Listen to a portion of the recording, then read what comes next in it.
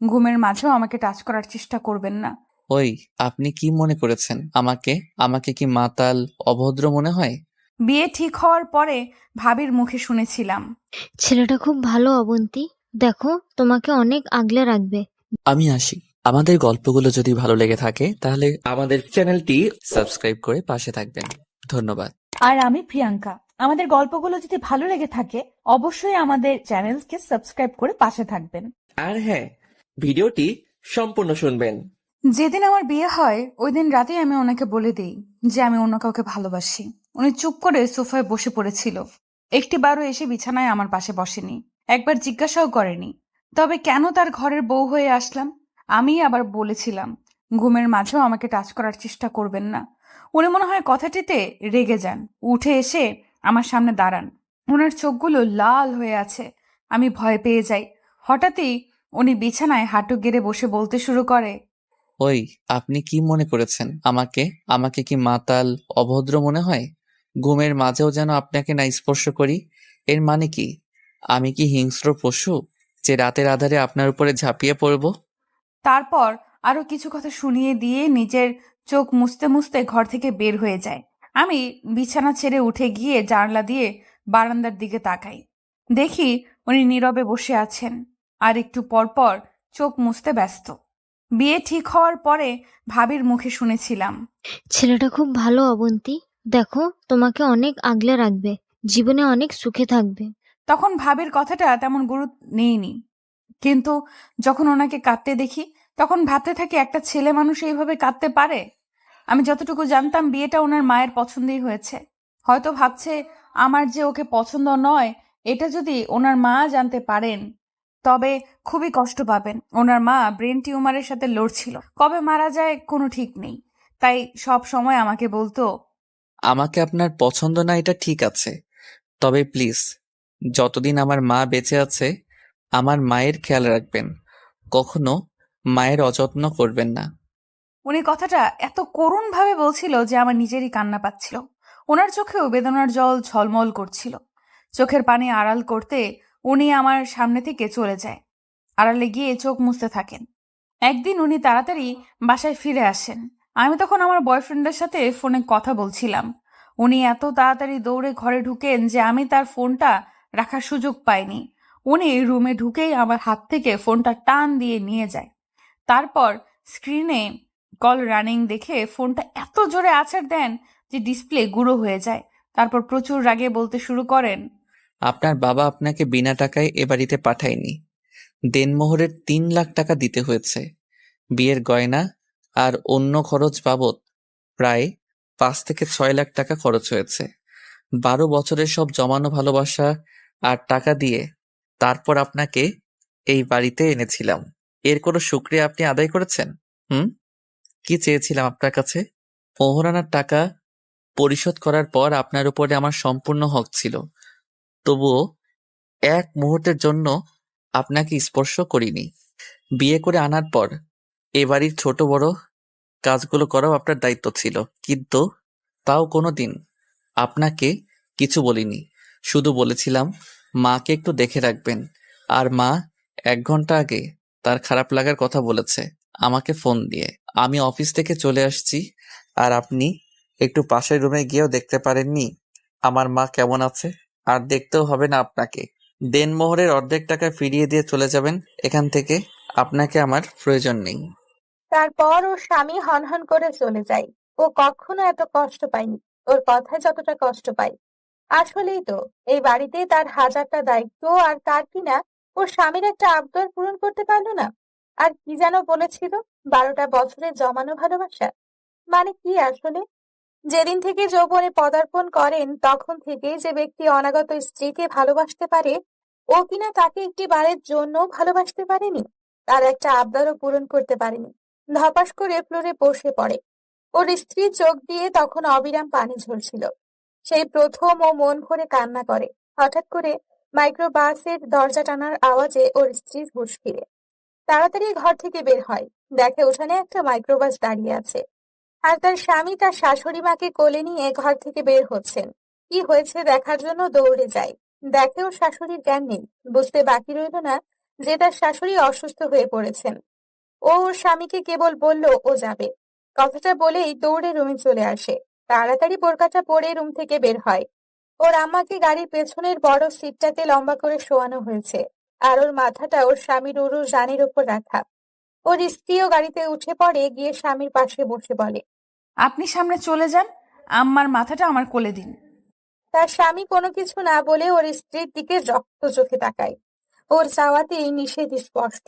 বাধ্য হয়ে ওর স্ত্রী পেছনের সিটে গিয়ে বসে পড়ে। তার আম্মাকে হাসপাতালের জরুরি বিভাগে ঢোকানো হয়, আর ওর বর পুরো বারান্দা জুড়ে পায়চারি করতেছে। ওর স্ত্রী বসে থাকতে পারছে না, কেননা ওর স্বামী হাঁটতেছে। এই অবস্থায় যদি ওর বউ বসে বসে আরাম করে, তবে ওর স্বামী হয়তো আবারও কষ্ট পাবে। ও এগিয়ে গিয়ে ওনাকে বসতে বলে। এতে ওর স্বামী বড় বড় চোখ করে ওর দিকে তাকায়। ও ভয়ে আর কিছুই বলেনি, দেয়ালে ঠেস দিয়ে দাঁড়িয়ে থাকে। ওর হাজবেন্ড কিছুক্ষণ পর লোহার লম্বা চেয়ারটাতে গিয়ে বসেন। ও ওনার পাশে গিয়ে বসে। হাতটা এগিয়ে ওর বরের কাঁধে রাখতে মন চাইছে, কিন্তু ভয়ে এগোতে পারছিল না ও। ওর মন চাইছিল ওনার বুকে মাথা রেখে কতক্ষণ কান্না করি, হয়তো উনি এতে কিছুটা ভরসা পাবেন, আর ওর একটু ভালো লাগবে। কিন্তু অতটা সাহস তার বউয়ের নেই। তবুও সে কাঁচুমাচু করে ওর পাশে চেয়ারটাতে গিয়ে বসে। মনে মনে ভাবতে থাকে, তা এখন এই কৃতকর্মের জন্য ক্ষমা চাওয়া অনেক জরুরি, কিন্তু হাসপাতালে তো আর পায়ে ধরে ক্ষমা চাওয়া যায় না। আর সে ভাবতেছে, স্বামীর কাছে স্ত্রী ক্ষমা চাইতে হলে পায়েও ধরতে হয় না, আলতো করে হাতটা ধরে দুফোঁটা চোখের জল ফেলায় যথেষ্ট। অথবা ছোট্ট বিড়াল ছানার মতো করে তার স্বামীর বুকে মুখ লুকিয়ে নিলেই হয়। হয়তো প্রথমে স্বামী স্ত্রীর দিকে একটু গরম নজরে তাকাবে, তবে তখন স্বামীর চোখের দিকে অসহায়ের মতো তাকালেই হয়ে যায়। একটা লম্বা সময় নিয়ে কোনো মেয়ে যদি তার প্রিয় মানুষটার চোখের দিকে তাকিয়ে থাকে, তবে সেই ছেলেটা যত রাগীই হোক না কেন, সে অবশ্যই গলে যাবে। অতঃপর শক্ত করে জড়িয়ে বুকের সাথে মিলিয়ে গেলেই সব শেষ। কিন্তু তার ক্ষেত্রে মোটেই এমন সুযোগ ছিল না, কেননা ওর স্বামীর সাথে স্বামী স্ত্রীর কোনো সম্পর্কই ছিল না। কোনোদিন একটু সময় নিয়ে ওনার সাথে কথাও বলেনি ওর বউ। তবে ও ভাবলো, একটু চেষ্টা করলে ক্ষতি কি। তার ডান হাতটা টেনে দুই হাতের মধ্যে নিল। ওর বর কিছুই বলল না, এক দৃষ্টিতে অন্যদিকে তাকিয়ে আছে। ও বুঝতে পারে চিন্তায় ওর স্বামী এই বিষয়টি খেয়াল পর্যন্ত করেনি। ওর বউ ওর হাজবেন্ডের দৃষ্টি ওর দিকে ফেরাতে চেষ্টা করলো। ওনার হাতটা শক্ত করে আমার দু হাতের তালুর মধ্যে নিলাম। তাতেও কোনো কাজ হয়নি দেখে আমি নিজেকে ওনার একদম কাছে নিয়ে গেলাম। ওনার কাঁধে মাথা রেখে ওনার বাহুটা জড়িয়ে ধরলাম। এবার উনি আমার দিকে তাকালো। আমি ওনার চোখের দিকে তাকিয়ে নিজের ঠোঁটগুলো বারবার বাঁকাতে লাগলাম, আর ঘন ঘন ঢোক গিলতে গিলতে একটা করুণ দৃষ্টিতে ওনার দিকে তাকিয়ে রইলাম। উনি কি ভাবলো জানি না, একটা দীর্ঘশ্বাস ছেড়ে চোখের পাতা দুটো এক করতেই কয়েকটি ফোঁটা জল গড়িয়ে পড়ল। উনি বাম হাতে চোখ মুছে নিয়ে আমার হাতের তালুর পিঠটা চেপে ধরে রাখলো। আমার কাছে তখন কেমন লাগছিল সেটা আমি আজও কল্পনা করতে পারি না। কোনো একটা অজানা অনুভূতি এসে গ্রাস করছিল আমাকে। ওটাই ছিল ওনার প্রথম স্পর্শ।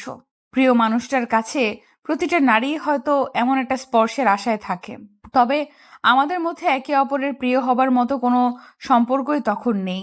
তাই ওই সব কিছু মিলিয়ে এক অন্যরকম অনুভূতি হচ্ছিল আমার, কিন্তু সেটা বেশিক্ষণ স্থায়ী হয়নি। পরক্ষণে উনি আমার কাছ থেকে নিজেকে ছাড়িয়ে নিলেন, চেয়ার ছেড়ে উঠে সামনে চলে গেলেন। আমি অবাক চোখে ওনার দিকে তাকিয়েছিলাম। উনি একবারের জন্য আর আমার দিকে ফিরে তাকায়নি। একটু পর ডাক্তার রুম থেকে গোমরা মুখে বেরিয়ে আসে। আমার স্বামী দৌড়ে ওনার কাছে যান, উৎসুক দৃষ্টিতে তাকিয়ে থাকেন ওনার দিকে। ওনার সেই করুণ দু চোখের দৃষ্টি আজও আমার চোখে ভেসে ওঠে। অতঃপর ডাক্তার ওনার কাঁধে হাত রেখে কিছু সময় নিয়ে আস্তে আস্তে কিছু একটা বলতে থাকে। আমিও উঠে সেখানে যাই শোনার জন্য, কিন্তু ডাক্তারের যা বলল তা শোনার জন্য আমরা কেউ প্রস্তুত ছিলাম না। ডাক্তার ওর কাঁধে হাত রেখে বললেন, সরি স্যার, আপনার মায়ের ব্রেন টিউমার হয়ে গেছে। হয়তোবা আর বেশি হলে 36 দিন বাঁচবে। পরীক্ষা করে রিপোর্টটা হাতে পেলে পুরোপুরি শিওর হওয়া যাবে। কথাটা শুনতেই আমার শরীরের লোমগুলো দাঁড়িয়ে যায়, আর উনি যেন কাঁদতে ভুলে গেলেন। রোবটের মতো মেপে মেপে কয় কদম এগিয়ে এসে আবার চেয়ারটাতে বসেন, দু হাতের কুনুই হাঁটিতে ভর দেওয়া। 10টা আঙুল দিয়ে পুরো মুখটা আড়াল করে নীরবে কাঁদতে লাগলেন। আমি এবার আর নিজেকে কন্ট্রোল করতে পারলাম না, গিয়ে ওনার পাশে বসলাম। ওনার কাঁধে হাত দিয়ে বলতে লাগলাম, sorry, I am very sorry, please please. কথাগুলো বলে কাঁদতে কাঁদতে ওনার বাহু জড়িয়ে কাঁধে মাথা রাখলাম। উনি বলতে লাগলেন, কেন এমন হয় আমার সাথে? সবসময় কেন এমন হবে? এই জীবনে কি কখনো সুখ পাবো না আমি? কেন এমন হয় বারবার? কেন? বলতে বলতে উনি কান্নায় ভেঙে পড়েন। আমি ওনার মাথাটা আমার কাঁধে রেখে মাথায় হাত বুলাতে থাকি আর সান্ত্বনা দিয়ে বলতে থাকি, আম্মার কিছু হবে না, একদম চিন্তা করবেন না। হঠাৎ ওর বর ওকে ধাক্কা দিয়ে উঠে পড়েন। ওর বউ এগিয়ে যায় ওর সাথে সাথে। তার মায়ের জ্ঞান অনেক আগেই ফিরেছে, কিন্তু খুব শীঘ্রই পৃথিবীর মায়া ত্যাগ করবে হয়তো। তখন রাত প্রায় 12টা। তার শাশুড়ি আম্মাকে নিয়ে বাসায় আসতে আসতে প্রায় 1টা বেজে যায়। ওর বর নিজে হাতে ওর আম্মাকে খাইয়ে দিয়ে ঘুম পাড়িয়ে ওর রুমে চলে আসে। রাত প্রায় 1:30টার দিকে ওর বউয়ের একবার ঘুম ভেঙে যায়। দেখে ওর স্বামী সোফায় নেই, ঘরের দরজা খোলা। ও উঠে গিয়ে ওকে খুঁজতে থাকে। অবশেষে ছাদে গিয়ে ওকে পায়। দেখে দেয়ালে ঠেস দিয়ে বসে বসে কাঁদতেছেন। ও খুঁজে পায় না উনি এত কাঁদেন কি করে। একটা ছেলে যে এত কাঁদতে পারে ওকে না দেখলে বোঝাই যায় না। ওর স্ত্রী বলল, হয়তো সে ছেলেবেলাতেই বাবাকে হারিয়েছে। সারা জীবন সংগ্রাম করে আসছেন একা একা। জীবনের পথ চলাতে মা একমাত্র সঙ্গী ছিল, আর তিনিও ছেড়ে যাবেন এই ভাবনায় এত কান্না। ওর বউ ওর পাশে গিয়ে বসতেই ও কান্না থামিয়ে চোখ মুছতে ব্যস্ত হয়ে পড়লো। তারপর বলতে লাগলো, এত রাতে ছাদে এসেছেন কেন? যান ঘরে গিয়ে ঘুমান। ওর স্ত্রী কোনো কথা বলেনি, তাই ওর বড় আর কিছুই বলল না। ওভাবেই বসে রইল। ওর দিকে আরেকটু এগিয়ে গেল, তার হাতটা জড়িয়ে ধরে মাথাটা ওনার কাঁধে রাখলো। আর ওর স্বামী সাথে সাথেই উঠে অন্যদিকে চলে গেল। ও আবার ওর পাশে গিয়ে দাঁড়িয়ে রইল।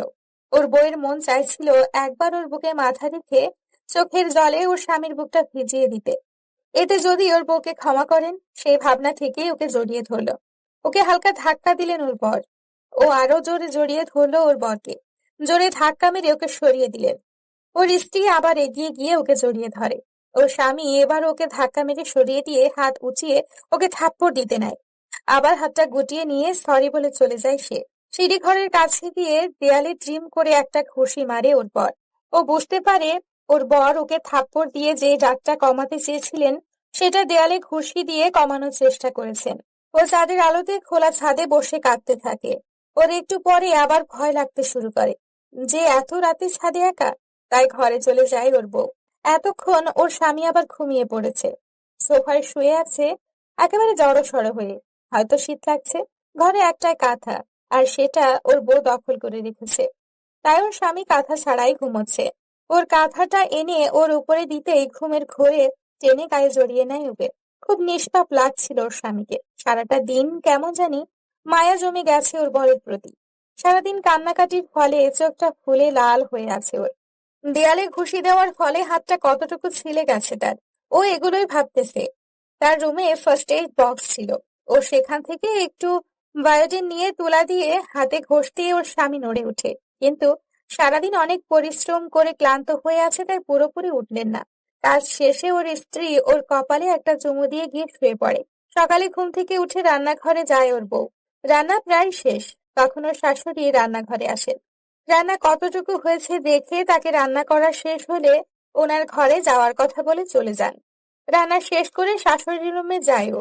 ওর হাত ধরে নিজের পাশে বিছানায় বসান আর এক নাগাড়ে বলতে শুরু করেন, অবন্তী মারে, আমি কি আর বাঁচবো না রে? আমার তো মনে হয় আর বেশি দিন বাঁচবো না। জানিস রে মা, ছেলেটা সেই ছোটবেলাতে বাবাকে হারায়। জানিস, সেই অল্প বয়সেই কষ্ট করে কাজ করে আবার পড়ালেখাও করে। আমাকে লোকে কত জোর করে বিয়ে দেওয়ার জন্য আমি না করে দিই। ছেলেটাকে নিয়েই বেঁচে থাকি। ছেলেটা আমার আদরের চেয়ে কষ্টও বেশি পাইছে।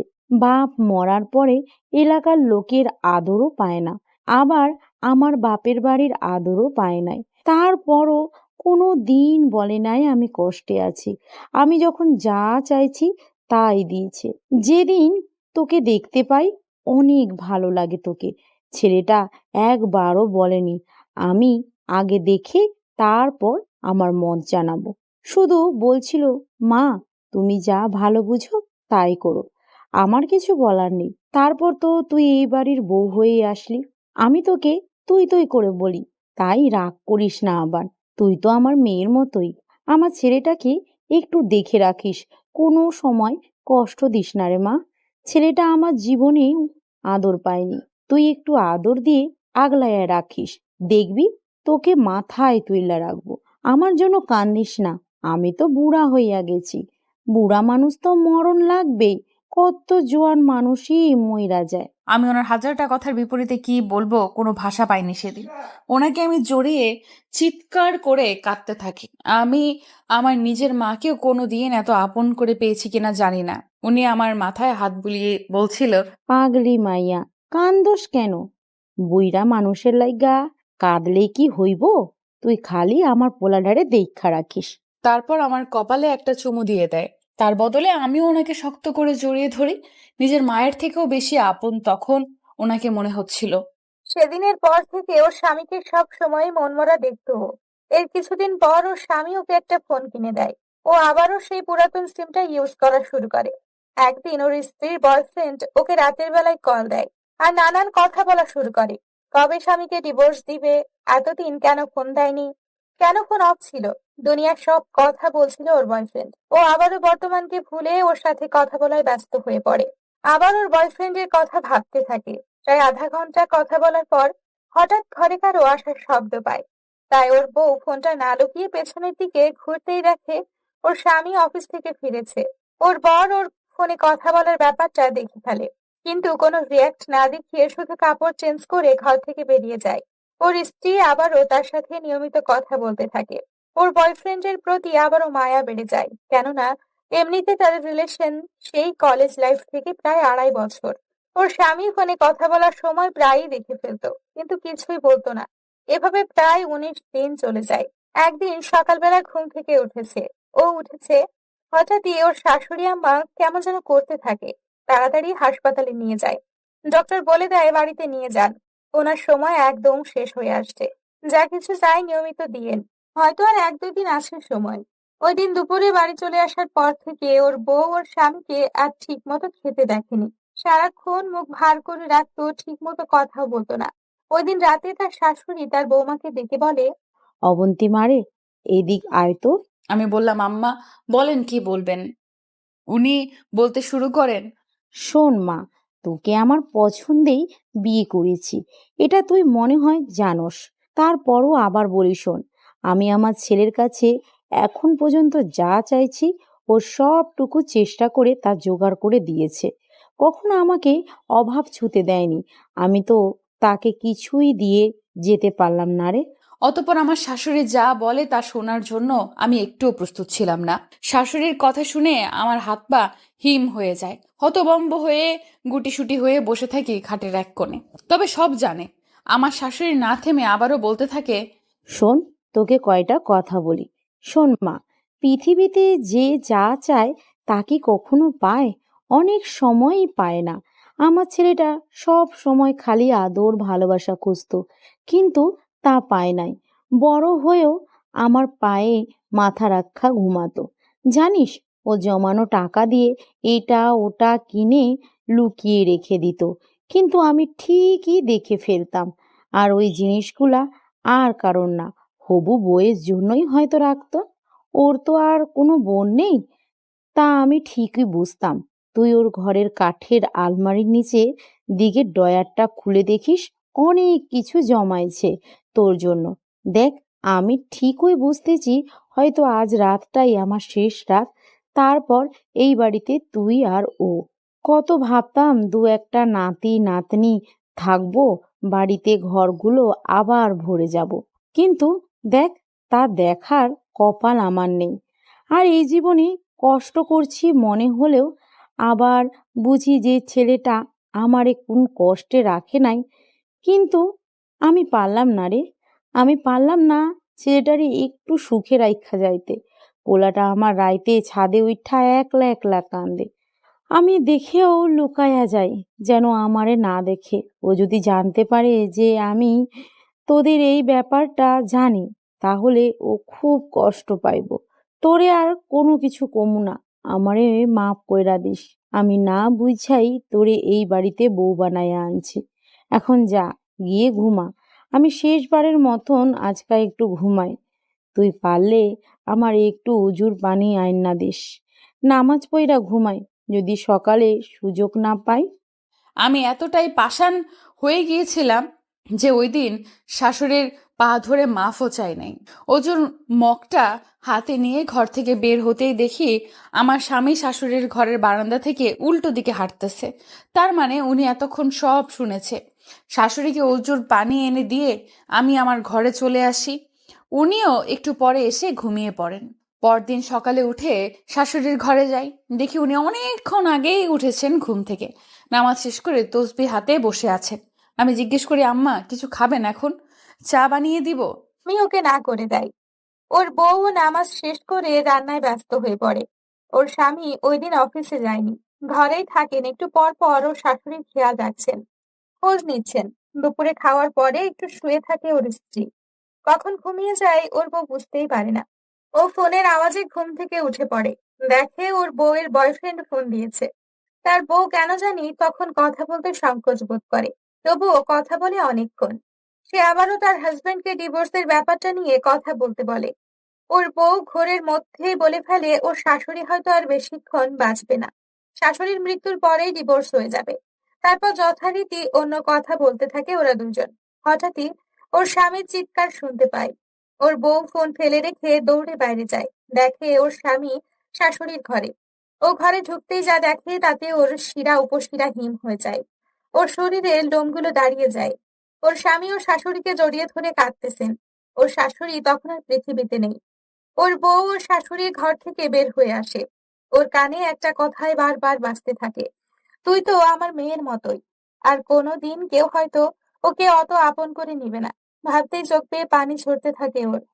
ওর বউ রুমে এসে বাড়িতে ফোন দিয়ে কাঁদতে কাঁদতে তার ভাবিকে শাশুড়ির মৃত্যুর কথা বলে। প্রায় ঘন্টা দুয়েক পরেই তার বউয়ের বাবার বাড়ির অনেকেই চলে আসে ওর স্বামীর বাসায়। ওর বউ বলতেছে, আব্বু আমার স্বামীকে সান্ত্বনা দিতে থাকে।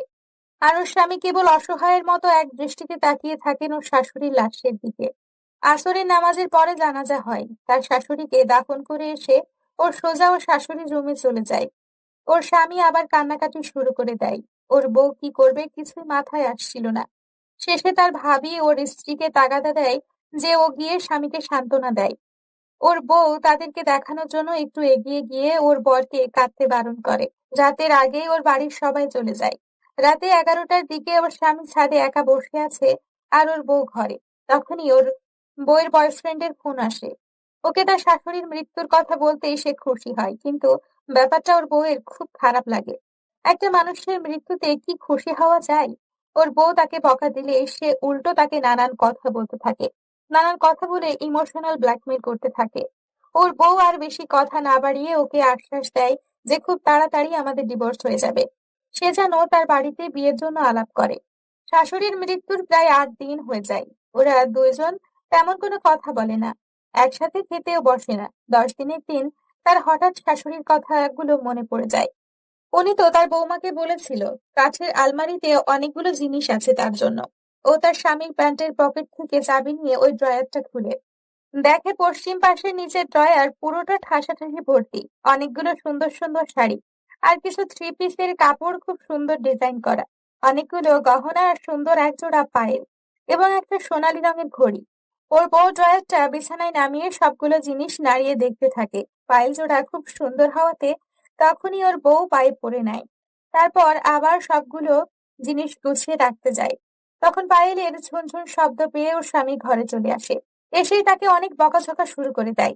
আপনি কোন সাহসে আমার ড্রয়ারে হাত দিয়েছেন? আপনাকে কে অনুমতি দিয়েছে? আপনি একবারও আমাকে জিজ্ঞেস করেছেন? বলেই সামনে এসে ওকে একটা থাপ্পড় মেরে বসে।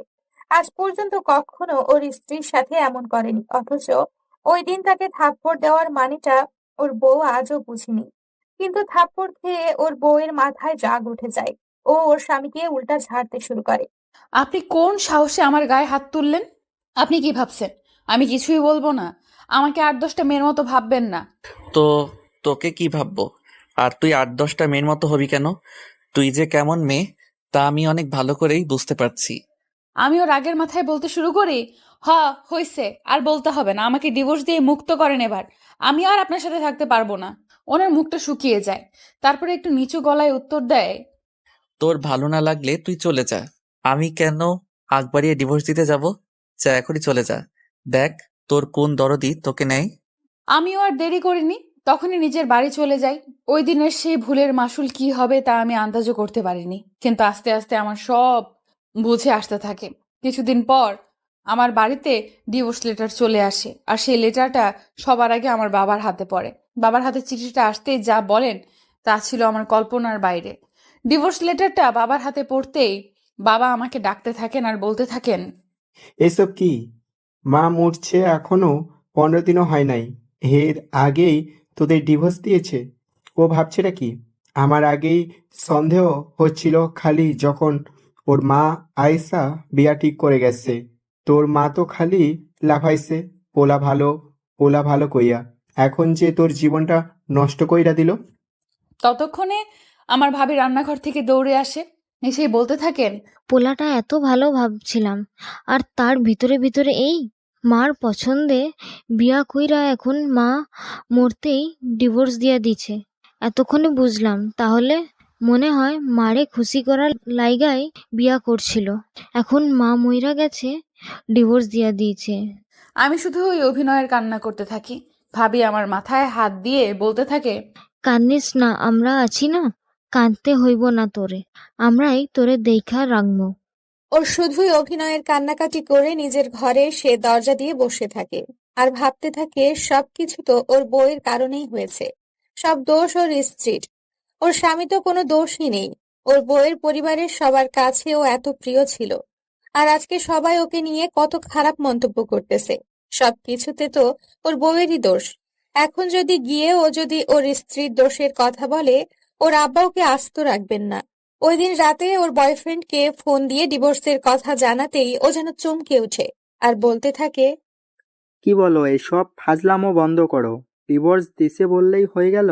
আমি বলি হ্যাঁ, দেড়মোহরের সব টাকা আগেই পরিশোধ করা হয়েছিল, বিয়ের দিনই দিয়ে দিয়েছিল, তাই সমস্যা হয় নাই।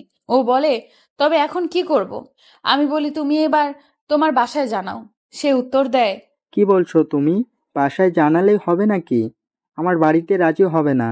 আর তাছাড়া ডিভোর্সি মেয়ে কি ভালো? আমি বলি, কি বলতে চাও তুমি? ডিভোর্সি মেয়ে ভালো না মানে? আমি কি করেছি? তোমার কথাই তো আমি আমার স্বামী সংসার ছেড়ে আসছি, এবার তুমি তোমার বাড়িতে জানাও। সে বলে, এটা কোনোদিনই সম্ভব না, আমি পারবো না। আর তুমি যদি আমাকে বিয়ে করতে চাও তবে পালিয়ে বিয়ে করতে হবে। আমি বলি, পালিয়ে বিয়ে করব কেন? এতদিন তো আমাকে জ্বালিয়ে মারছো খালি ডিভোর্স আর ডিভোর্স, এখন এই কথা বলতেছো কেন? আমিও তো কিছু বুঝি না, তুমি কবে আমাকে বিয়ে করবে সেটা বলো। সে বলে, ইসলামী শরীয়ত তো বলে মেয়েদের ডিভোর্স হলে 4 মাস। ফিকের মাসালাতে এটাকে 3 তুহুর বলা হয়, যদি ইজ্জত পালন করতে হয়। ওই কয়টা দিন আগে শেষ হোক, তারপর বলি। আমি বলি, আমার সেটার প্রয়োজন নেই, ওইটা প্রেগনেন্সি শিওর হওয়ার জন্য, আর আমাদের এমন কোনো সম্পর্কই ছিল না যে আমার বাবু হওয়ার সম্ভাবনা থাকে। সে বলে, তুমি বললেই হলো, এমন কি শিওর আছে? একসাথে 2 মাস থাকছো, কত কিছুই তো হতে পারে। আমি বলি, কি বলতে চাও তুমি? তোমার কি আমার প্রতি বিশ্বাস নেই? আমি না করার পরও তুমি এই কথাটা কিভাবে বলতে পারলে? সে বলে, বলতে পারলাম কি? আবার তুমি কি দুধে ধোয়া তুলসী পাতা নাকি? না মহামনীষী যে তোমার কথা বিশ্বাস করতে হবে? আমি বললাম, এই 2.5 বছরে তুমি আমাকে এতটুকু চিনছো? আমাকে এত অবিশ্বাস হলো তোমার? নাকি আমাকে বিয়ে করার ইচ্ছে নেই তোমার? সে বলে, আমি জানি না, আমি বাড়িতে কোনোদিনই তোমার কথা বলতে পারবো না। যদি পালিয়ে যেতে পারো তবেই আমি রাজি আছি। আমি পুরো উত্তাল সাগরের মাঝে পড়ে যাই, কোন দিকে যাব কোনো কিছু মাথায় আসে না। এখন যদি পালিয়ে না যাই তবে ও আমাকে বিয়ে করবে না, আবার পালিয়ে গেলে আমার বাবার সব মান সম্মান ধুলোয় মিশে যাবে, সবাই টিটকিরি করবে। তারপর ওকে আমি বাধ্য হয়ে বলি, হ্যাঁ, আমি পালিয়ে যেতে রাজি আছি, এখন বলো কবে বিয়ে করবে? সে বলে, সেটা আমি কি বলবো, তুমি ঠিক করো। আর টাকা ম্যানেজ হলে তারপর আমাকে বলবে। আমি বলি, টাকা ম্যানেজ হলে মানে? টাকা কি আমি দিব নাকি? টাকা আমি কোথায় পাবো? সে বলল, টাকা কোথায় পাবো মানে? দেনমোহরের টাকা কি হয়েছে? আমি বলি, দেনমোহরের টাকা উনি বিয়ের সময়ই পুরোটা দিয়ে দিয়েছিল, ওটা আব্বুর কাছ থেকে আমি নিতে পারবো না। সে বলে, নিতে না পারলে বিয়ে হবে কি করে? আমি একটা টাকাও খরচ করতে পারবো না, আমার কাছে কোনো টাকা নেই। আমি বলি, কি বলছো তুমি এইসব? তোমার কাছে যদি বিয়ে করার মতো টাকাই না থাকে, আবার বাড়িতেও জানাতে না পারো, তবে আমার সংসার ভাঙলে কেন? সে বলে, আমি তো ভাবছিলাম দেনমোহরের 2-3 লাখ টাকা পাবা, ওইগুলো দিয়েই হবে। আমি বলি, তুমি ইজ্জত পালনের কথা জানো, তবে এটা জানো না স্ত্রী নিজে ডিভোর্স দিলে ওইটা খোলা তালাক বলে। এতে স্বামীর টাকা দিতে হয় না, উল্টো স্বামীকে ওই টাকা দিয়ে তালাক নিতে হয়। তুমি কেন তবে শুধু শুধু আমার সংসার ভাঙলে? দেখো, যা হবার হয়ে গেছে, তুমি আবার চলে যাও, আমার তোমাকে বিয়ে করা সম্ভব না। আমি বলি, সম্ভব না মানে? তুমি কি আমাকে ভালোবাসো না? যদি আমাকে বিয়েই না করো তবে আমার সাথে রিলেশন করলে কেন? সে বলে, তোমার বিয়ের আগে হলে হয়তো বাড়িতে বলতে পারতাম, এখন তুমি একটা ডিভোর্সি মহিলা। ডিভোর্সি মহিলাকে বিয়ে কোনো পরিবার মেনে নেবে না। আর আমি ভাবছিলাম তুমি দেনমোহরের টাকা পাবে, সেটা দিয়ে না হয় বিয়ে করে নিব, পরে 2-1 বছর পরে বাড়িতে আসলে ঠিক হয়ে যাবে। কিন্তু এখন তুমি টাকা দিতে পারবে না, তাই আমিও বিয়ে করতে পারবো না। আর আমি তোমাকে আজ থেকে ভালোবাসি না, আমাকে আর কোনোদিন ফোন দেবা না। এটা বলেই সে ফোন কেটে দেয়। ওর বউ ফোন দিলে আর রিসিভ করে না। ওর বয়ফ্রেন্ডের জন্য সব ছেড়ে চলে আসলো, আজ সে ওকে এই কথা বলতেছে। তার জন্য ও এত কিছু করলো, ও এখন কোন দিকে যাবে? ওর বউ ওর বাবা মাকে কি বলবে? আর যদি ওর বউ আবার ওর স্বামীর কাছে ফিরে যায়, তবে ওর সামনেও কোন মুখে দাঁড়াবে? কি বা জবাব দিবে ওর স্বামীর কথাগুলোর? ও চারদিকটা যেন অন্ধকার হয়ে আসছে। এত কিছু চাপ আর সহ্য করতে না পেরে ও অজ্ঞান হয়ে যায়। জ্ঞান ফিরতেই দেখে ওর বউয়ের পাশে ওর মা আর ভাবি বসা।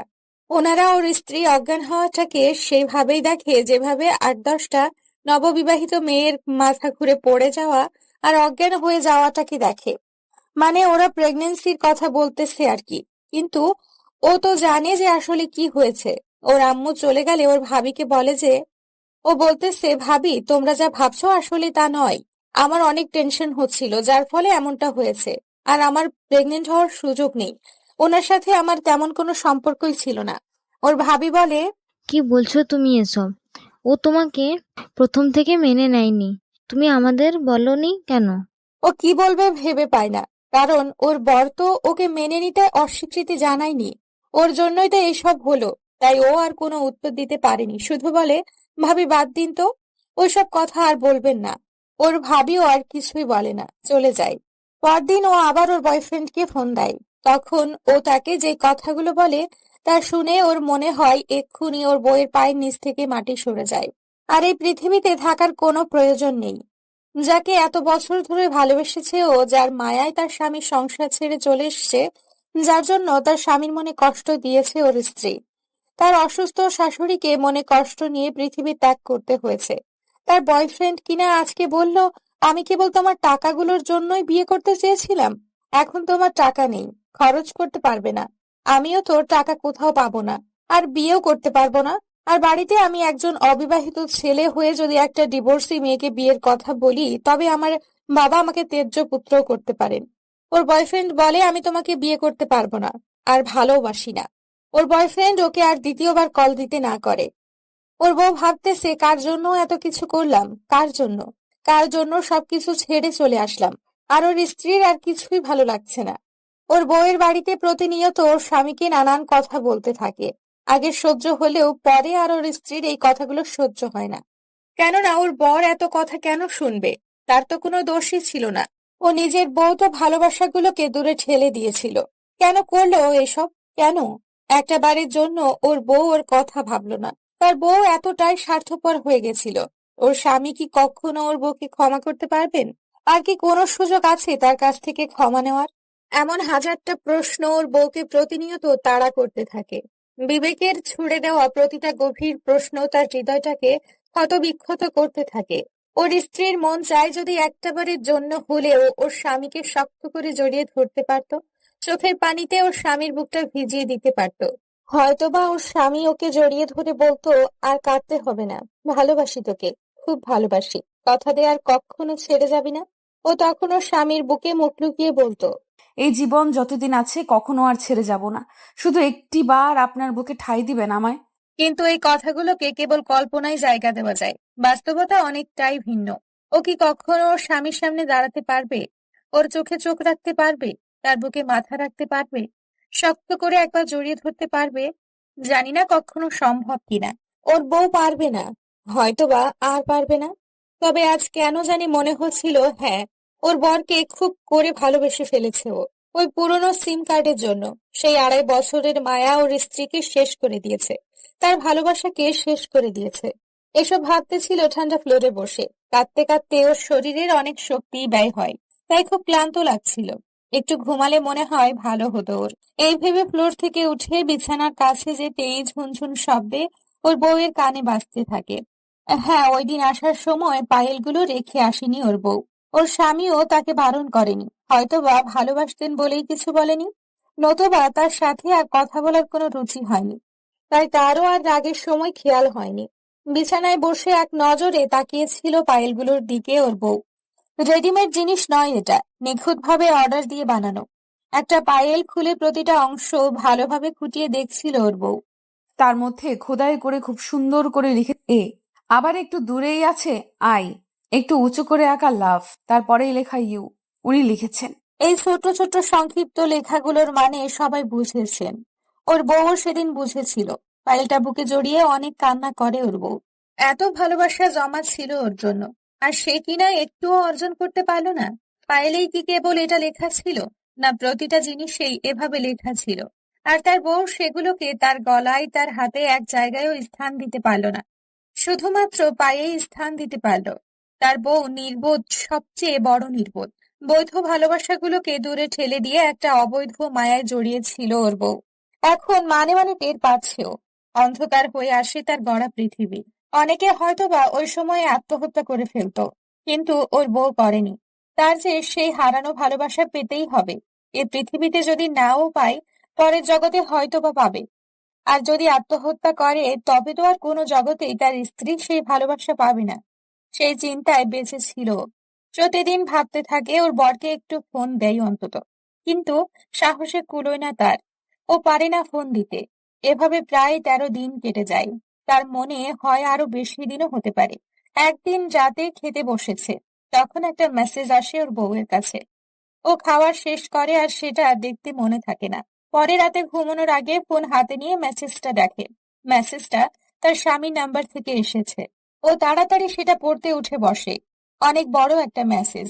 কি রেখে কি পড়বে তার বউ বুঝতে পারে না। অবশেষে শুরু থেকে খুব মনোযোগ সহকারে পড়তে শুরু করে। কেমন আছো? আশা করি খুব ভালো আছো। আমি কেমন আছি তা বললেও চলবে। আজ আম্মু মৃত্যুর 40 দিন হলো। যদিও এই দিন হিসেবে বিশেষ কোনো কিছু নেই, তবুও আমি এই দিনটা একটা বিশেষ দিন ধরে নিয়েছিলাম। ইসলামী শরীয়তে 40 খুব প্রশংসনীয়, তাই আর কি। আমি ঠিক করে রেখেছিলাম আম্মুর মৃত্যুর 40 দিন পর্যন্ত তোমাকে সময় দিব, কিন্তু তুমি এই দিনগুলোর মাঝে একটাবারের জন্যেও যোগাযোগ করনি। কি দোষ করেছিলাম? না হয় রাগের মাথায় একটা থাপ্পড়ি দিয়েছিলাম। কই, এতদিন তো কিছু বলিনি। তোমার এত অনিয়মের পরেও কিছু বলিনি, কিন্তু যেদিন শুনি যে আম্মু সব জেনে গেছে, ওই দিন থেকে আমার রাগ চলে আসে। তবু তোমাকে এই কয়দিনের সময় দিয়েছিলাম। খুব ভালোবাসতাম তোমাকে, খুব খুব, তাই সহজেই ভুলতে পারিনি। তুমি নিজে যদি ডিভোর্সটা দিতে, তবে তোমার বাড়িতে অনেক সমস্যা হতো, তাই বাধ্য হয়ে আমি ডিভোর্স দেই। আজ প্রায় 22 দিন হয়ে গেছে তুমি চলে গেছো। একটা বারের জন্য মনে হলো না যে আমি একা একা কিভাবে চলি? কে রান্না করে দেয়? কিভাবে সময় মতো অফিসে যাই? আমি কি ঠিক মতো অফিসে যেতে পারি? ঠিক সময় মতো খেতে পারি? সময় মতো ঘুম থেকে উঠতে পারি? একটা বারের জন্য জানতে মন চাইলো না আমি বেঁচে আছি না মরে গেছি? তারও খোঁজ নাওনি। ওই দিন আমার অফিসে এসে সবার সামনে তোমার বাবা আমাকে প্রায় 30 মিনিট নানান কথা বলেছে। কতটা অপমান করেছে সবার সামনে। একটা বারও আমি ওনার দিকে মুখ তুলে তাকাতে পারিনি। একবারও বলিনি যে আমি কিছুই করিনি, আপনার মেয়ের জন্য এসব হয়েছে। বললে হয়তো তুমি অনেক কথা শুনতে, লোকে তোমাকে খারাপ ভাবতো, তুমি অনেক বকা খেতে। তাই ওই দিন তোমার নামে কোনো অভিযোগ করতে পারিনি। কেন জানো? বড্ড ভালোবাসতাম যে তোমাকে। অফিসের কলিগরা আমায় বাজে ছেলে ভেবেছে ওই দিন, কিন্তু আমি একবারও তাদের ভুল শুধরে দেইনি। কারণ একটাই, বড্ড ভালোবাসতাম তোমাকে। কিন্তু তুমি একটু ভালোবাসোনি আমাকে, একটু না। তাই প্রতিটি মুহূর্তে কষ্টে কষ্টে তোমাকে ভুলতে শিখেছি, একাকী বাঁচতে শিখেছি। হ্যাঁ, এখন থেকে আর ভালোবাসি না তোমাকে, না একটু ভালোবাসি না। সব ভালোবাসা শেষ হয়ে গেছে। এখন তোমার জন্য আমার মনে কেবল ঘৃণা ছাড়া আর কিছুই নেই। ক্ষমা করে দিও, তোমার জীবনের অনেকটা সময় আমার কারণে নষ্ট হয়ে গেছে। আর একটা কথা, আজ থেকে আর কোনো সম্পর্কে নেই তোমার সাথে, তাই আর আমার খোঁজ নেওয়ারও প্রয়োজন নেই, আর কোনো ফোন দেওয়ারও প্রয়োজন নেই। ভালো থাকবেন। মেসেজটা পড়ার পর আমার কেমন লাগছিল তা আমি নিজেও বলতে পারবো না। আমি চিৎকার করে কেঁদেছিলাম ওই দিন। অত কান্না আমি জীবনেও করিনি। আমার ঘরটা থেকে আব্বুর ঘর দূরে, ভাইয়ার ঘর থেকেও দূরে, আর রুমের দরজাও লাগানো, তাই কেউ শুনতে পায়নি আমার কান্না। সারাটা রাত ঘুমাতে পারিনি, কান্নায় কান্নায় কাটে পুরো রাত। শেষ রাতে ক্লান্ত হয়ে একটু ঘুমাই। সকালবেলা ঘুম থেকে দেরিতে উঠি, তখন রান্না প্রায় শেষ। তবুও ভাবিকে সাহায্য করার জন্য যাই। ভাবি আমার দিকে তাকিয়েই বলতে থাকে, অবন্তী, তোমার চোখ এমন লাল কেন? ঘুমাওনি ঠিক মতো? আমি বলি ভাবি, ঘুম হয়নি বেশি। ভাবি বলে, তোমাকে বলছি না কান্নাকাটি করবে না?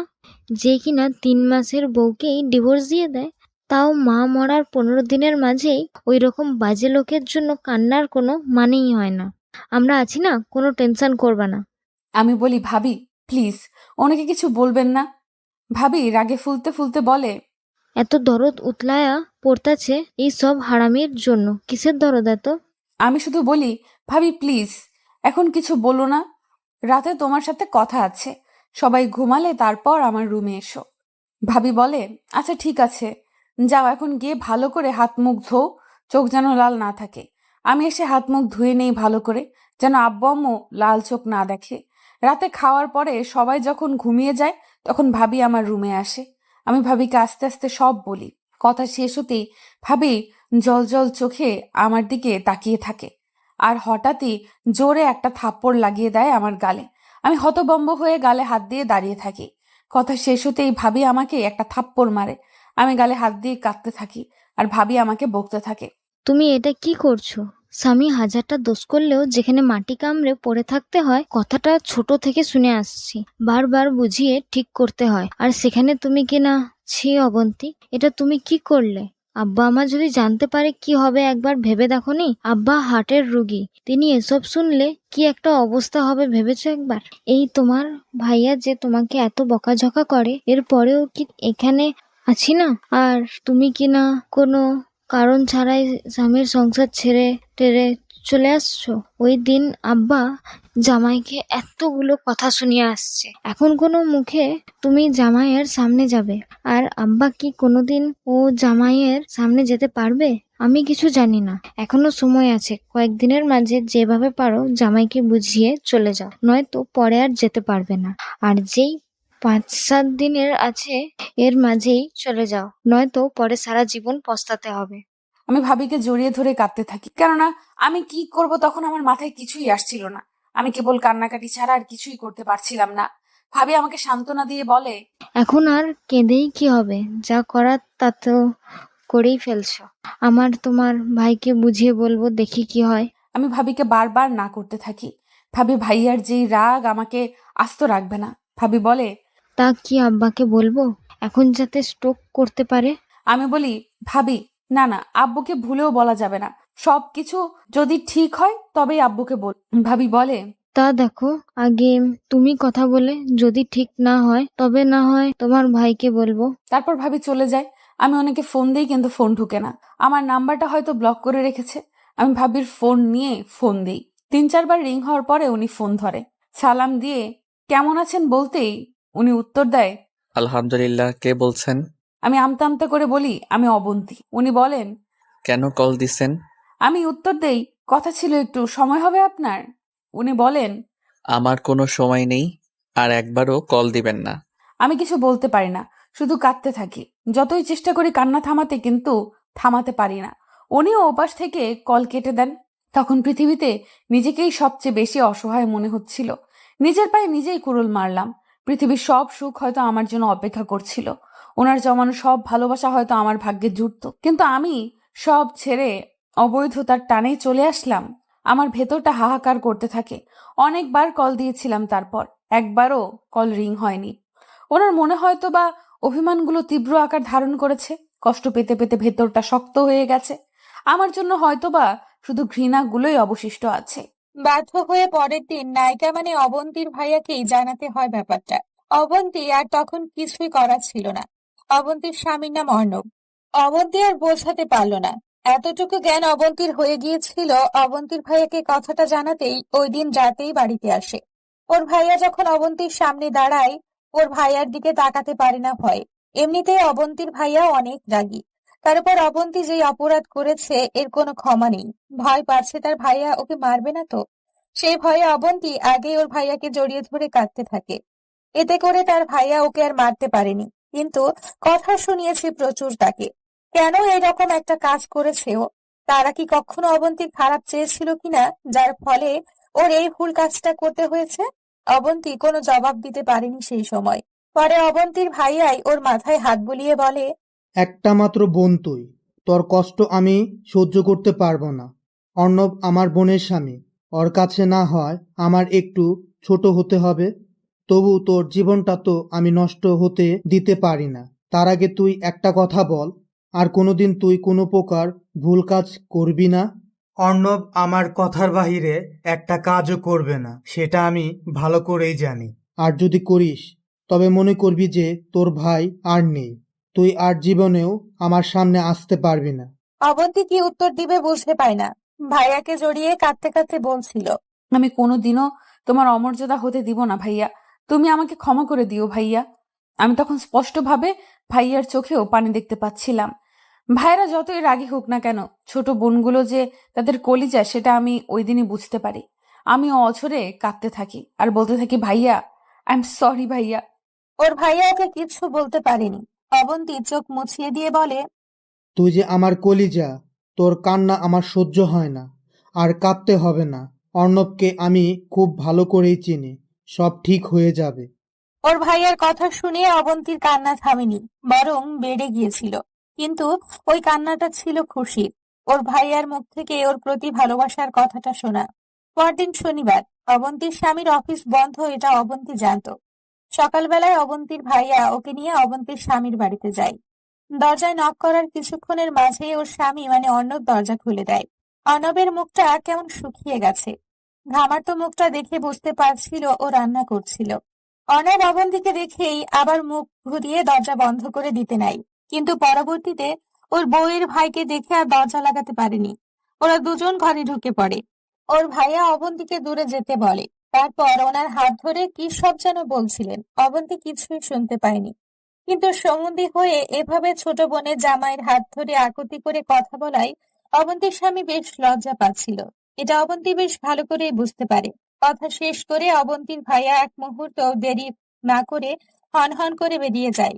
ওর ভাইয়া চলে যেতেই অর্ণব অবন্তীর সামনে এসে দাঁড়ায়। কিছুক্ষণ কি যেন ভাবতে থাকে, তারপর ঠাস করে অবন্তীর গালে একটা থাপ্পড় লাগিয়ে দেয় আর বলেন, মেয়েদের মুখের উপরে মারা নিষিদ্ধ, তারপরও মারলাম। কেন আসছেন আবার? কেন আসছেন? আপনার কোন দরদি না আছে? গেলেন না তার কাছে? কেন আসছেন এইখানে? কি দরকার ছিল আসার? আজকে আপনার জন্য ভাইয়াকে এইভাবে আমার সামনে দাঁড়াতে হইছে। আমি কি জীবনেও আর ভাইয়ার দিকে তাকাতে পারবো? ভাইয়াই বা লজ্জায় আমার সামনে আসতে পারবে? আব্বা সেই দিন এতগুলো কথা বলে গেছে আমাকে, এখন আমি কি করে আব্বার সামনে যাব? আর আব্বা জীবনে আমার সামনে দাঁড়াতে পারবে? আমি তাকালেই তো অপমানিত হবেন। কি ভাবছেন কি নিজেকে? পৃথিবীতে একমাত্র আপনিই সব বুঝেন, আর কেউ কিছু বুঝে না।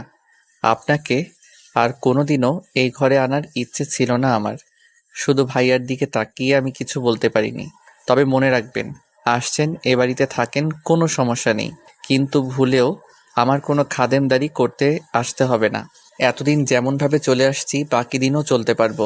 অতঃপর অবন্তীকে কিছু বলার সুযোগ না দিয়ে রান্নাঘরে চলে যায়।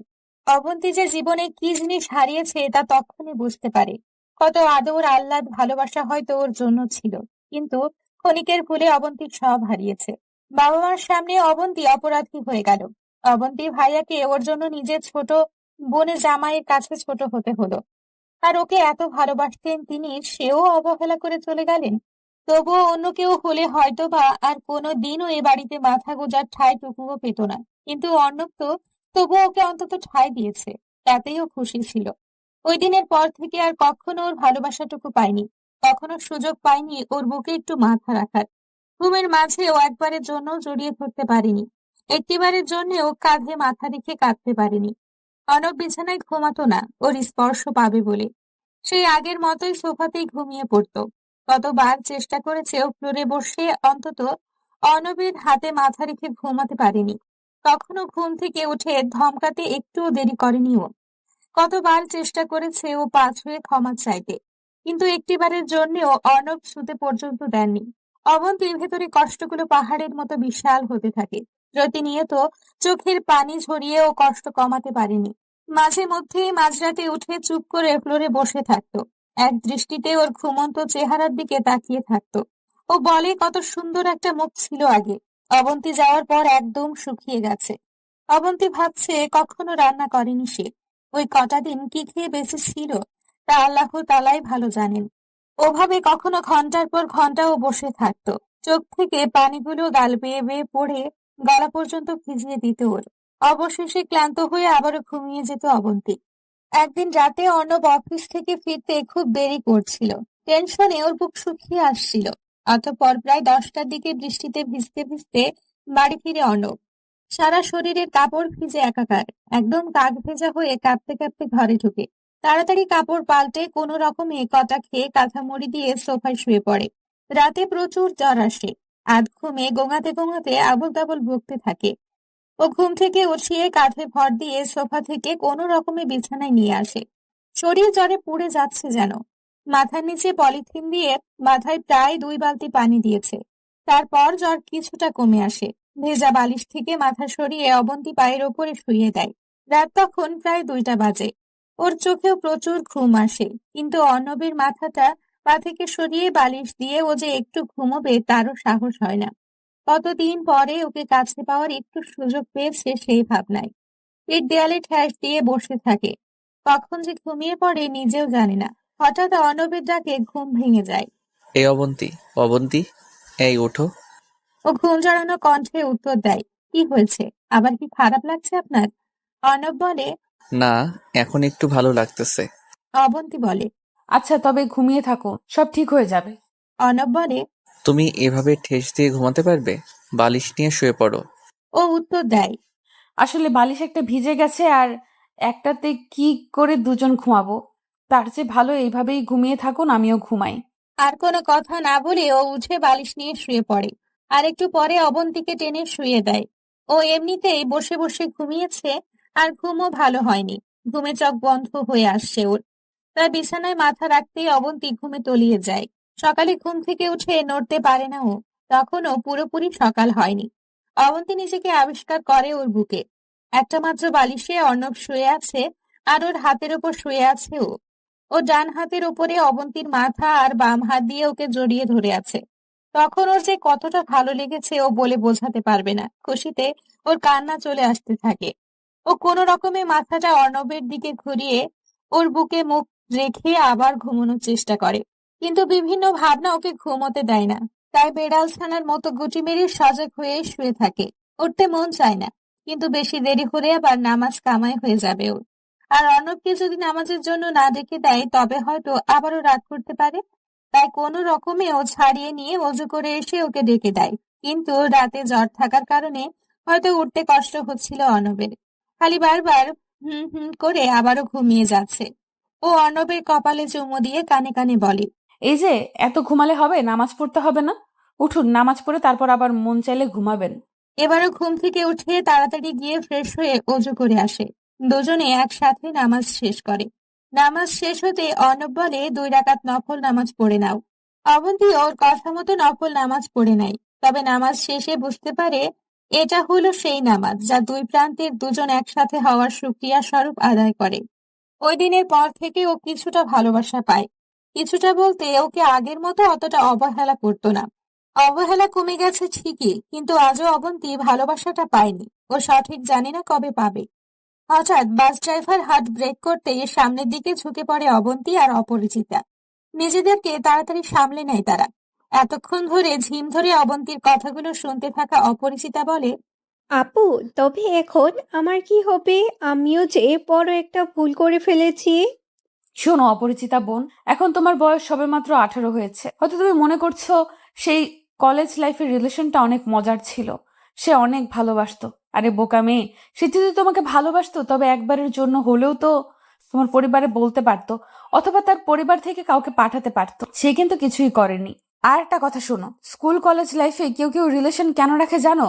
কেউ কেউ কেবলমাত্র একটু ফোনে গল্প করার জন্য আর কলেজে স্কুলে টাইম পাস করার জন্যই রিলেশন করে। আবার কেউ কেউ রিলেশনে জড়ায় তার ওই উঠতি বয়সের চাহিদা মেটানোর জন্য। একটাবার লুকিয়ে খোঁজ নিয়ে দেখো, তোমার অবর্তমানে সে হয়তো বা আরেকটা রিলেশনশিপে জড়িয়ে গেছে, আবার নতুন করে কাউকে বলছে তোমাকে ছাড়া আমি বাঁচবো না। তুমি হয়তো বা এখন আমাকে বলবে, আমি যে তোমাকে এত জ্ঞান দিচ্ছি, আমি কেন তবে ওই ভুলটা করেছিলাম?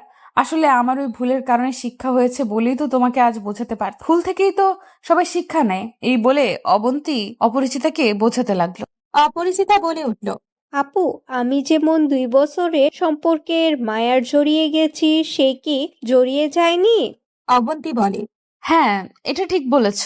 একসাথে চলার ফলেই অনেক মায়া জন্মায়, ভালোবাসা জন্মায়। প্রথম দেখায় তো কেবল সুন্দর চেহারাটাই ভালো লাগে, কিন্তু একটা কথা মনে রাখবে, 3-4 বছরের রিলেশনশিপের মায়ার চাইতে 3 অক্ষরের কবুল শব্দটার মায়া অনেক বেশি। হুট করেই একজনকে আই লাভ ইউ বলে ফেলা যায়, কিন্তু কবুল শব্দটা উচ্চারণের সময় হৃদয়টা ছিঁড়ে যায়, চোখ থেকে আপনা আপনি পানি ঝরে। সেই পানিটা একদিক দিয়ে সুখের, অন্য দিক দিয়ে বেদনার। তুমি আজকে যদি তোমার স্বামীকে ডিভোর্স দিয়ে বাড়ি চলে যাও এবং ইজ্জত পালন শুরু করে দাও, আমি গ্যারান্টি দিয়ে বলতে পারি তুমি কালকে হাতের অনামিকা আঙুলটার দিকে তাকিয়ে ভাব, এখানে অনেক যত্নের একটা আংটি ছিল। খেতে গেলে ভাববে সে কি খেয়েছে, না আমার জন্য কষ্ট পেয়ে না খেয়েই ঘুমিয়ে গেছে। ঘুমাতে গেলে ভাববে সে কি ঠিক মতো ঘুমাতে পারছে, নাকি বিছানার দিকে তাকিয়ে আমার কথা ভাবছে। তারপর দিন শেষে পরিসংখ্যান করবে, তুমি তার চাইতে বেশি ভাবছো, তুমি তার চেয়ে কম ঘুমাতে পারছো, তুমিই ঠিক মতো খেতে পারোনি। তখন আবার ভাবতে ভাবতে শুরু করবে, ওই দিন কত কষ্ট করে আলহামদুলিল্লাহ কবুল শব্দগুলো বলেছিলাম, আজ এত তাড়াতাড়ি সব ভুলে চলে এলাম, আমি কি ভুল করিনি? তখন তোমার বুঝে আসবে যে হ্যাঁ, তুমি কি জিনিস পিছনে ফেলে রেখে চলে এসেছ। তখন অনেক দেরি হয়ে গেছে, তুমি আর সেই হারানো জিনিস আগের মতো করে ফিরে পাবে। অপরিচিতা উত্তর দেয়, আপু, তবে এখন আমি কি করব? আমাকে একটা সঠিক রাস্তা বলে দাও। অবন্তী বলে, আমি এতক্ষণ যা বললাম খুঁজে দেখো, তার মাঝেই তোমার সঠিক রাস্তা। তুমি ওই সব অতীত ভুলে এখন বাস্তবতার চিন্তা করো। এখন তোমার বিয়ে হয়ে গেছে, বিয়ের পরে তুমি যতই অতীত ভাববে ততই তোমার পাপের পাল্লা ভারী হবে। আর তাছাড়া তুমি যদি এখন আবার সেই পুরাতন প্রেমিকের কাছে ফিরে যাও, তুমি কি ভাবছো তুমি সুখী হবে? মোটেও না। ছোট থেকে ছোট ভুলে সে তোমাকে খোঁটা দিবে, তোমাকে একটু ভুলেই শাশুড়ি ননদের খোঁটা শুনতে হবে। তাই যা বলেছি তাই করো। যাও পেছনের সিটে গিয়ে বসো, রাতে অতীত ভুলের জন্য স্বামীর কাছে ক্ষমা চেয়ে নিও, আর সুন্দর করে সংসার শুরু করো। অপরিচিতা একটু চুপ থেকে আবারও বলে, সত্যি যাব আপু? অবন্তী বলে, তো আর কি, যাও পিছনের সিটে যাও, আর আমার জন্য দোয়া করো যেন সব ঠিক হয়ে যায়। অপরিচিতা মুচকি হেসে অবন্তীর পাশ থেকে উঠে 2 সিট পেছনে গিয়ে স্বামীর পাশে বসে। অবন্তীর মুখেও হাসি ফুটে ওঠে, মনে মনে বলতে থাকে, আল্লাহ অবন্তী পেরেছে, নিজে ভুল করলেও অন্যকে ভুল করতে দেয়নি। অবন্তী তাকে বোঝাতে পেরেছে, ও একটা সংসার সুন্দর করে ঠিক করলো। আল্লাহ এই কাজকে উছিলা করে তুমি অবন্তীর সংসারটা ঠিক করে দাও। আল্লাহ তুমি অর্ণবের মনকে পরিবর্তন করে দাও। এখন থেকে যেন অর্ণব ওর বউকে আগের মতোই ভালোবাসে, সেই ব্যবস্থা করে দাও। অবন্তী আজকে তার বাপের বাড়ি যাচ্ছিল, একা একা তো আর যাওয়ার কথা ছিল না, অবশ্যই তার স্বামীর সাথে থাকতো। আসার সময় স্বামীকে অনেক বলেছিল, কিন্তু তার স্বামী অর্ণব বলে, দেখো, আমি কোন মুখ নিয়ে তোমাদের বাড়িতে যাব? আমি পারবো না। আব্বা আমাকে দেখলে অপমানিত হবেন, আম্মা আমাকে দেখলে অপমানিত হবেন। আমি কারোর দিকে মুখ তুলে তাকাতে পারবো না, কারোর মুখ তুলে তাকালেই তারা অপরাধ বোধে ভুগবেন। আমি চাই না ওনাদের অপমানিত করতে, তার চেয়ে ভালো তোমার যেতে মন চাই যাও, আমি গাড়িতে তুলে গিয়ে আসি। বাস একেবারে তোমাদের এলাকার স্টেশন হয়ে যাবে, সেখান থেকে পরে রিক্সা করে চলে যাবে। অবন্তী আর কিছুই বলতে পারে না, কারণ তার বোঝা হয়ে গেছে কি ভুল সে করে ফেলেছে। তাই কেবল মাথা ঝাঁকিয়ে সম্মতি জানায়।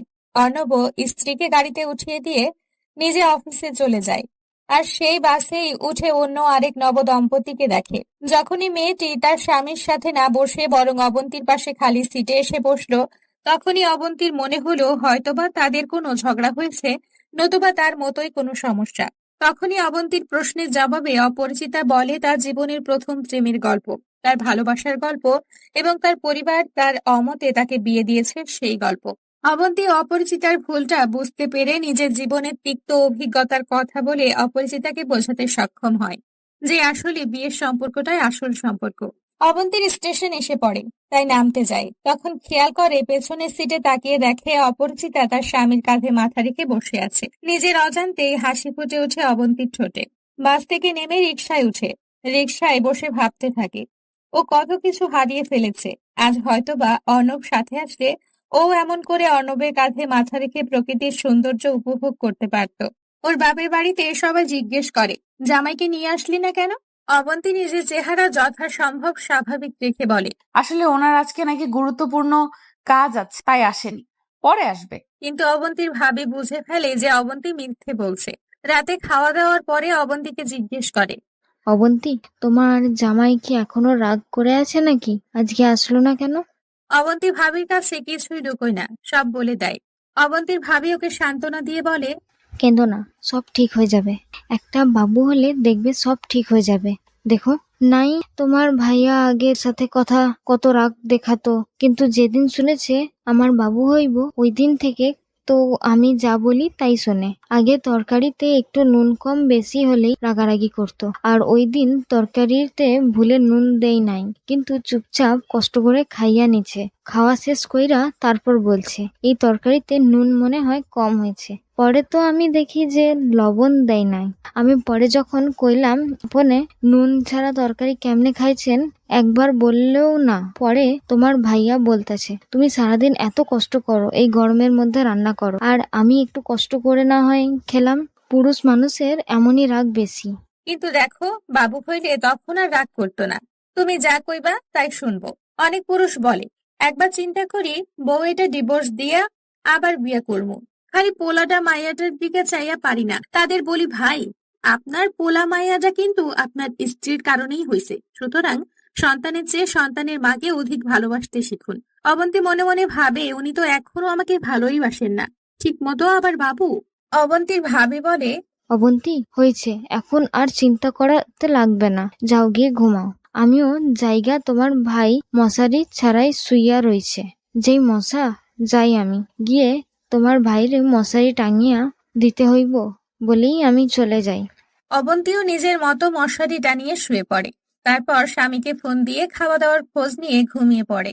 দুদিন পর অবন্তীর আর বাপের বাড়িতে মন বসে না, খালি ভাবের কথাগুলো চিন্তা করে। স্বামীকে ফোন দিয়ে বলে এসে নিয়ে যেতে, কিন্তু অর্ণব আসবে না জানিয়ে দেয়। কোনো ভাবনা অন্তর না পেয়ে অবন্তীর বাবাকে বলে ফেলে, আব্বু, তুমি একটু বলো, না হলে উনি আসবে না। অবন্তীর বাবা লজ্জার সত্ত্বেও কোনো রকমে মেয়ে জামাইকে কল দিয়ে বাড়িতে আসার কথা বলে। অর্ণব ওর শ্বশুরের কথা ফেলতে পারল না, অবন্তীকে নিতে চলে আসলো। খাবার টেবিলে যখন সবাই একসাথে খেতে বসলো, অর্ণব একবারও মাথাটা উঁচু করতে পারল না। সাথে তার শ্বশুরের সাথে চোখাচোখি হয়ে যায়। বিকালে স্ত্রীকে নিয়ে বাড়ি ফিরে আসলো অর্ণব। রাতে ঘুমোতে যাওয়ার আগে অবন্তীকে সাজতে দেখে প্রশ্ন করে, এই রাতের বেলায় সাজগোজ করার মানেটা কি? অবন্তী একটু লজ্জামাখা সুরে বলে, খুব ইচ্ছে হচ্ছিল তাই। অর্ণব আর কিছুই না বলে শুয়ে পড়ে। অবন্তী হতাশ হয়ে তাকিয়ে থাকে স্বামীর দিকে। কত কষ্ট করে সাজলো আর উনি ঘুমিয়ে পড়লো। মনে মনে রাগে গুনগুন করতে করতে কথাটা বলে। যত্ন করে আঁচড়ানো চুলগুলোকে আওলা করে দেয় রাগে। শুয়ে কাঁদতে কাঁদতে চোখের কাজল লেপটে দেয়। রাগে উল্টো দিকে ফিরে ঘুমানোর চেষ্টা করে। হঠাৎ করেই অর্ণব পেছন থেকে জড়িয়ে ধরে কানে কানে বলে, এত রাগ করলে কি চলে? আবেগী স্বরে উত্তর দেয় অবন্তী। কি করব, তবে কত কষ্ট করে সাজলাম আমি, আর আপনি কিনা ঘুমিয়ে যাচ্ছেন। তা এত রাতে সাজগোজ করার মানেটা কিন্তু বুঝলাম না। কেন সেজেছি তা যে আপনি বোঝেন না? আমার একা একা ভালো লাগে না। আপনি তো সারাদিনই অফিসে থাকেন, আর আমি বাড়িতে সারাদিন একা একা থাকি, আমার বোরিং লাগে। তা ওই একা থাকার সাথে এই সাজুগুজুর কি সম্পর্ক? কোনো সম্পর্ক নেই, আমার মন চাইছে তাই সেজেছি। ন্যাকামি করে কিছু যেমন বোঝে না, আপনার শুনতে হবে না কিছু। বলে একটা কৃত্রিম রাগ দেখিয়ে উল্টো পাশ ফিরে শোয়। অর্ণব অবন্তীর রাগ দেখে হেসে ফেলে। অবন্তীকে পেছন থেকে জড়িয়ে ধরে বলে, এই শোনো না, আমাদের যদি একটা ছোট্ট মেয়ে থাকতো তবে কত ভালো হতো, তাই না? সারাদিন দৌড়াদৌড়ি করতো, কত ভালো হতো, তাই না? অবন্তী মুখ ঘুরিয়ে অর্ণবের বুকে মাথা রাখে। বেড়াল ছানার মতোই বুকের সাথে মিশে গিয়ে বলে, একটা কথা বলবো আপনাকে। বলতে থাকো। জানি না আপনি বিশ্বাস করবেন কিনা, তবুও বলি। আমার আর ওর মধ্যে যদিও 2.5 বছর একটা সম্পর্ক ছিল, কিন্তু কসম করে বলতে পারি আমাদের মধ্যে কোনো খারাপ সম্পর্ক ছিল না। অবন্তী, এখন ওসব কথা থাক। সবকিছু আপনাকে না বললে যে আমার ভেতরে শান্তি হচ্ছে না। আমার বুকটা ফেটে যায় যখন আপনি আমার সাথে ঠিকমতো কথা না বলেন।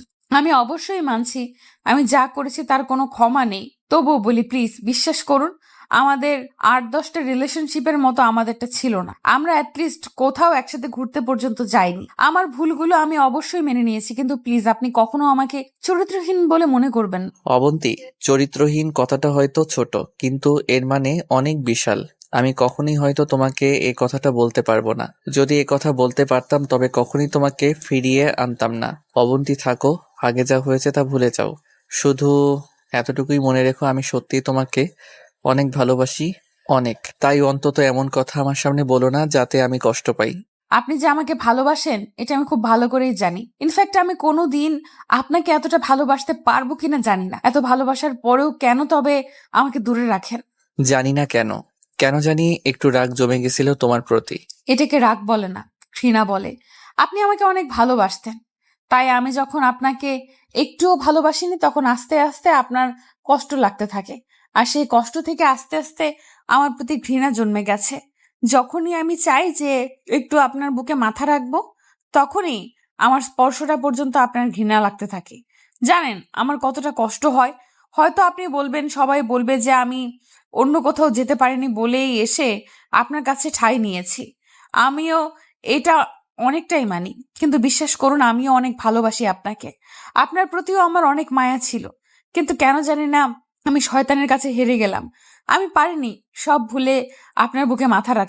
অর্ণব কাঁদতে কাঁদতে বলে, আমার মা শেষ মুহূর্তে এসে শুধু তোমার জন্য কষ্ট পেয়েছে অবন্তী। মা আমাকে ভরসা করার মতো কারো কাছে রেখে যেতে পারেনি, এই জন্য কষ্ট পেতে পেতে মারা গেছে। অবন্তী, মায়ের জন্য কি তোমার একটু মায়া লাগেনি? অবন্তী ডুকরে ডুকরে কাঁদতে কাঁদতে হঠাৎই পাগলের মতো কাঁদতে কাঁদতে বলতে থাকে, মা আমাকে এত ভালোবাসতো, আমাকে এত আদর করত।